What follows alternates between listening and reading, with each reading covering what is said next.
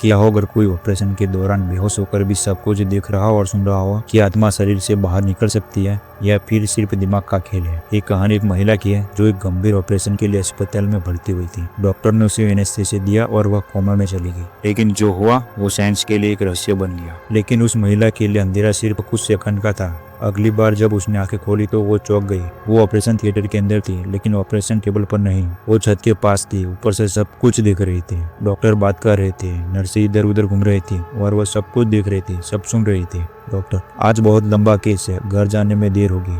हाँ, मेरी बेटी का बर्थडे है, लेकिन क्या कर सकते हैं। उसने डॉक्टर की बात सुनी थी, यहाँ तक कि उसकी पर्सनल बातें भी। उसे याद था कि डॉक्टर ने अपनी फैमिली के बारे में क्या कहा था। 6 महीने बाद जब वो कोमा से बाहर आई तो डॉक्टरों को लगा कि उसे कुछ भी याद नहीं होगा, लेकिन जो उसने कहा उसने सबको चौंका दिया। महिला ने धीमी आवाज से कहा, डॉक्टर साहब, आपकी गाड़ी ऑपरेशन के दौरान गिर गई थी। नर्स ने उसे उठाकर रखा था। डॉक्टर ने कहा, ये तुम्हें कैसे पता? तो सवाल उठता है, जब उसका शरीर बेहोश था तब उसका दिमाग सो रहा था, तब कौन जाग रहा था? कभी कभी बेहोशी के बावजूद दिमाग सूचना स्टोर कर सकता है। इसका रहस्य वैज्ञानिक रूप से देखा जाए तो कभी कभी बेहोशी के बावजूद दिमाग सूचना स्टोर कर सकता है। शायद अब चेतन मन ने ये बात रिकॉर्ड कर ली। दूसरी तरफ आध्यात्मिक रूप से देखा जाए तो क्या सच में आत्मा शरीर से बाहर आ सकती है क्या? दोनों सिद्धांत को देखने के बाद सवाल खुला छोड़ दिया जाता है और ये रहस्य रह जाता है। क्या ये सिर्फ मस्तिष्क का भ्रम था? जब शरीर सो रहा था तब कौन जाग रहा था? ये सवाल आज भी अनसुलझा है। विज्ञान के पास अभी भी जवाब नहीं है। ये सवाल आज भी अनसुलझा है। शायद एक दिन हम इस रहस्य को सुलझा सकते। शायद ये हमेशा के लिए राजी रहेगा। आप क्या सोचते हैं? कमेंट में अपनी राय दिए।